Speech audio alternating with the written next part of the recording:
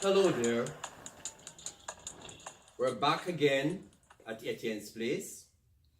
Happy to have you, my viewers, with me once again. I got quite a bit of feedback from my first, or if you want to say last, video, and I've been noting the comments made, and I really appreciate all the feedback that I've received. Close to the end of that production, I mentioned that we'll be looking at basic financial planning. And I indicated at that time that basic financial planning ought not to be something that we view as being daunting, challenging, something that is only reserved for those who are in the know. Because at the end of the day, we all do some amount of financial planning whether or not we realize it. The mere fact that a housewife will determine that, hey, I only have $200 this week, there are some bills to pay, there's the kids' lunch to prepare, there's my little partner, the little partner arrangement to pay, and the mere fact that she's thinking how best to allocate this $200 across those demands is in itself an indication that she's doing some level of financial planning. Interesting to note is that financial planning can be approached in one of two ways. And unfortunately for most persons, the approach is more a reactive approach. Circumstances face you, you have limited resources, and it's at that time that we sit and consider, okay, how best do I go about utilizing this, my limited resource? The proactive approach, on the other hand, which is the advisable approach, is to think ahead, knowing your income, knowing your obligations, knowing your circumstances, to say, okay, let me plan ahead of time to see how best to allocate my limited resources to what is quite often unlimited wants and needs. So today we're going to be looking in a little more detail at basic financial planning. Today, we're just going to be looking at the steps that we take in establishing our personal financial plan. And the first thing that you need to do is to determine your current financial situation. That's a launching pad. That's where it all begins. I need to know where I'm at in terms of my income, where I am as far as my savings are concerned, my living expenses, the debts that I may currently have. So I need to understand exactly where I am. That determines my starting point, and with a knowledge of my starting point, then I'll be able to better strategize as to how to move forward. So determining your current financial position is key. Any plan that is developed and that ignores this first step will not necessarily fail. However, it would have lost a very important and critical ingredient that needs to go into this plan. So the first step is our determination of our current financial situation. Then we come to the next step. Set goals. And this may sound, hey, regular, mundane setting goals, but you'll be surprised to know how persons approach decisions with unclear goals. So the setting of goals is critical. Setting your goal. What is it that you want to achieve? What are you aspiring to? And you can see how setting your goals, which is our second step, ties into our first step, which was determining your current financial position or situation. Because in setting your goals, you would have to set your goals within the context, within the restrictions, within the parameters of where you are. What's my current income? What are my recurring expenses? What's my current debt? With that sort of information, I'm now in a better position to say, okay, I know the goals that I want to set for myself, but more importantly, I can see how my reality will feed into me achieving this goal. So step one was determining your current financial situation. Step two, of course, is setting your goal. Now there's a concept of risk. And risk is just a reality of life. And so in setting our goals, yes, we're looking to the things that we're hoping to achieve. We're looking at what we refer to as the expected returns. However, we must realize there's always going to be an element of risk. So in setting your goals, while you look down the road at what you're hoping to attain, we have to factor into the picture the fact that these goals and the action that we'll take carries also an element and a level of risk. Goals. We're talking about short-term goals, medium-term goals, and long-term goals. And I think most of us are familiar with these. There are things that we can plan for, plan to do, strategize on, which we are hoping or expecting to attain and to achieve within the next year, the next 12 months or so. Short-term goals, okay? So you may want to, okay, I think, next year or within a year time, I would like to go to Mexico on a vacation, and therefore I'm going to strategize, set a goal, which is vacationing in Mexico, and I'm going to say, okay, this is my short-term goal. What do I need? Do I need to work some overtime hours? Do I need to cut back on some of my dining out on a weekend? Whatever the case is, I am going to take these actions because I'm hoping to be able to achieve and attain a short-term goal, which is those that I set, for say between a couple of months to up to a year or so. Then I have my medium-term goal, and it goes without saying, up to about between a year to 5 years is when you say, okay, I want, and it could be anything. You could have a credit card debt or a credit card balance that's running, and you say, you know what, okay, I think I can pay more than the minimum, and so I'm projecting that I would like to pay off this credit card within the next 5 years.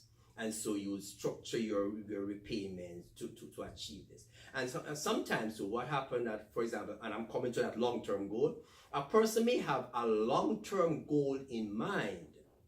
However, there are certain obstacles to that long-term goal. And until you address the short and more often medium-term goals, that is when it opens for you the window or the opportunity to pursue. So for example, I would like to buy a home, say, within the next 5 years, but I know that when it comes to my income debt relationship ratio, we call it, that's going to play a very critical role. So I say, you know what, man, I have this $20,000 credit card balance, so I'm going to strategize, I'm going to set myself a goal that between now and the next 5 years, I need to clear this credit card balance so that when I'm ready to approach my long-term goal of purchasing a home, then this debt, this credit card debt, will not be part of my debt profile and therefore will not come as a factor weighing against my ability to qualify for this long-term initiative, which is the home purchase. So we talk about our short-term goals, our intermediate goals, and then we have our long-term goals. Of course, long-term goals, as mentioned, could be home purchase. It could be planning for your children's college fund. So the advice is that, okay, I was about to say the minute they are born, but the experts will say, no, once you're thinking of having a family and the plan is to, have kids, then right away we should be thinking as parents that, okay, I need to put in place what is referred to as a college fund so that, as my kid gets into high school, into middle school, wherever, and on to college, then by that time, such a fund will be ready to fund he or she through college. So long-term goals, college, your children's college fund is one. Retirement, oh, that is a critical one. And unfortunately, unfortunately, retirement is quite often addressed mid-life. Let me put it this way. When persons are in their 40s, 50s and say, wow, you know, I only have 20 more years in the workforce, maybe 10 years to go. Or they may say, man, you know, my health is not what it used to be. Maybe I need to be thinking about retirement. And that is when they start to think, okay, retirement plan, what do I need to do? And then the common question is, okay, if I want to retire in 10 years and I want to be able to, I want to have a disposable income, well, not really income, but a disposable cash flow of say $5,000 per month. How much would I need to put away now on a monthly basis in order to achieve that goal?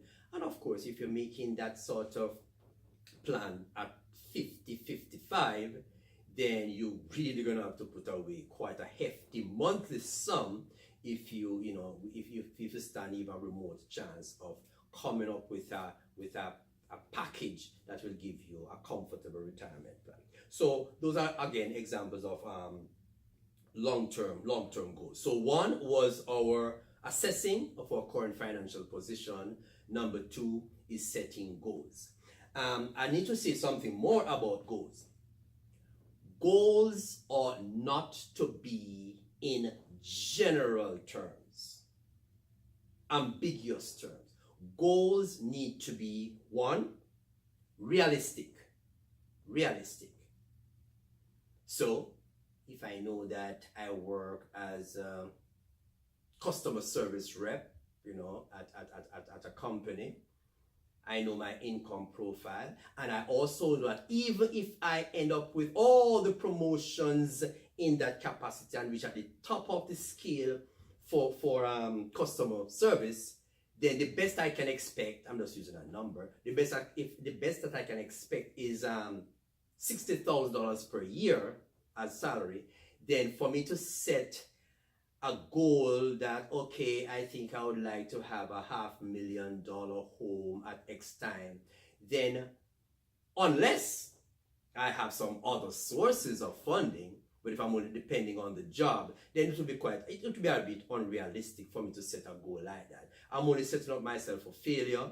I'm only going to frustrate myself, and that is definitely not the way to go. So our goals ought to be realistic, attainable, achievable. Now, it's going to take some work, hard work, diligent work, consistency, but it must be realistic. So in other words, I must say to myself and be truthful to myself that if I work hard, if I'm consistent, if I stick to the task, then whatever I'm trying to achieve here as a matter of a financial goal is realistic. Goals must be set in what is referred to as specific, measurable terms. Specific, measurable terms. Again, back to the credit card situation. If I know that I have a credit card balance of $15,000, I'm going to say, okay, I would like to repay this or clear this balance within 3 years. And so this is specific. It will require me to make X monthly payment. It will also require me not to spend or not to use the credit card going forward, but also focus on clearing the balance. Those are very specific. Measurable, meaning that at every step of the process, I'm able to see how I'm doing. I'm able to, as it were, measure my progress. And as we know, there's a saying, each victory will help you some others to win. And that's just a concept. That's how the human mind works. Once you start to achieve, once you start to see progress, then it excites you and say, wow, I'm getting somewhere. Let me continue on this path. And you can only benefit from that euphoria if you're able to measure. And it has to be specific in order to be measurable. It has to be specific. The third thing about our goal is that we should have not an open-ended time frame, but there has to be, or there ought to be, what I call a fixed time frame. It doesn't mean that you will necessarily achieve this goal within that time. But what it does for you is to establish a structure, establish, and we'll come to that later on, establish a course of action, a plan of action, and it will also tell you how close you are to achieving this goal. Because if the time frame is 1 year, 2 years, 3 years, or 4, then if it's a 4-year plan, then theoretically, at the end of year 2, I would expect to be at this point in the process.